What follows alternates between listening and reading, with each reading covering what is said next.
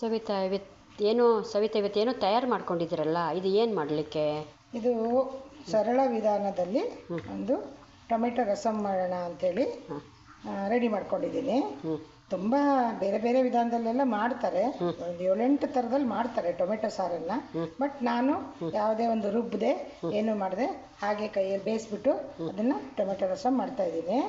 ಅದಕ್ಕೆ ಬೇಕಾಗುವ ಸಾಮಗ್ರಿಗಳು: 3 ದೊಡ್ಡ ಟೊಮೆಟೊ ಹಣ್ಣನ್ನು ಸ್ಲೈಸ್ ಮಾಡ್ಕೊಂಡಿದ್ದೀನಿ, ಸ್ವಲ್ಪ ಕೊತ್ತಂಬರಿ ಸೊಪ್ಪು, ಇದು ಸ್ವಲ್ಪ ಕೊತ್ತಂಬರಿದು ದಂಟು, ಇದು ಕರಿಬೇವು, ಸ್ವಲ್ಪ ಕರಿಬೇವು, ಇದು ಸ್ವಲ್ಪ ಜಜ್ಜಿದ ಶುಂಠಿ, ಸ್ವಲ್ಪ ಬೆಳ್ಳುಳ್ಳಿ, ಹಾಗೆ 1 ಸ್ಪೂನ್ ಖಾರದ ಪುಡಿ, ಸ್ವಲ್ಪ ಬೆಲ್ಲ, ಹಾಗೆ 1-2 ಚಮಚ ರಸಮ್ ಪೌಡರ್ ಹಾಕಿ ಮಾಡ್ತಾ ಇದ್ದೀನಿ. ಜೀರಿಗೆ ಹಾಕಿದ್ದೀರಲ್ವಾ? ಜೀರಿಗೆ 1 ಸ್ಪೂನು ಬೇಯಲಿಕ್ಕೋಸ್ಕರ. ಆಮೇಲೆ ನಂತರ ಮತ್ತೆ ಒಗ್ಗರಣೆ ಹಾಕಿ.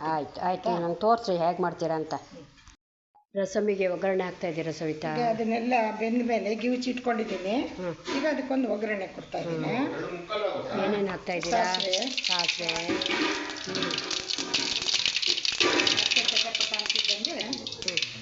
ಜೀರಿಗೆ, ಜೀರಿಗೆ ಹಾಕಿದ ತಕ್ಷಣ ಕರಿಬೇವು,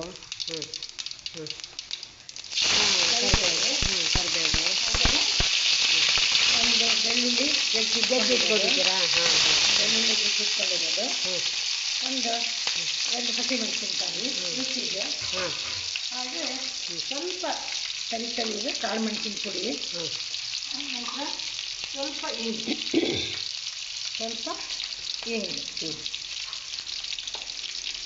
ಸ್ವಲ್ಪ ಹಿಂಗೆ ಹಾಕ್ತಾ ಇದ್ದೀರಾ?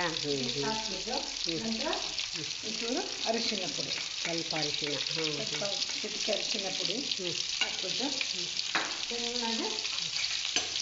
ಚೆನ್ನಾಗಿ ಫ್ರೈ ಮಾಡ್ಕೋಬೇಕು. ಫ್ರೈ ಮಾಡಿಕೊಂಡು ಚೆನ್ನಾಗಿ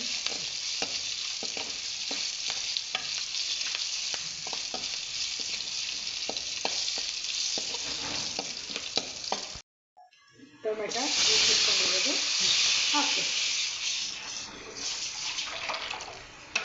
ಹಾಕಬೇಕು. ಆಮೇಲೆ 2 ಸ್ಪೂನು ಖಾರದ ಪುಡಿ, ಹಾಗೆ 2 ಸ್ಪೂನು ರಸಮ್ ಪೌಡರ್,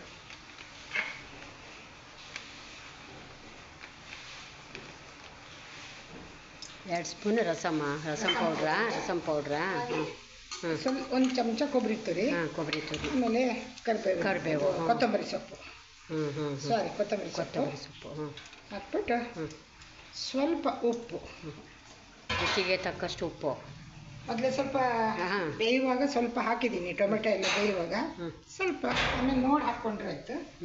ಸ್ವಲ್ಪ ಉಪ್ಪು. ಈಗ ರೆಡಿ ಟು ಟೊಮೆಟೊ ರಸಮ್. ಸರಳ ವಿಧಾನ, ಅತ್ಯಂತ ಸರಳ ವಿಧಾನದಲ್ಲಿ ಯಾವುದೇ ಒಂದು ಇಂಗ್ರೀಡಿಯೆಂಟು ರುಬ್ಬದೆ ಏನು ಇಲ್ಲದೆ ಹಾಗೇನೆ ರುಚಿ ಮಾಡುವಂಥ ಒಂದು ರಸಮ್.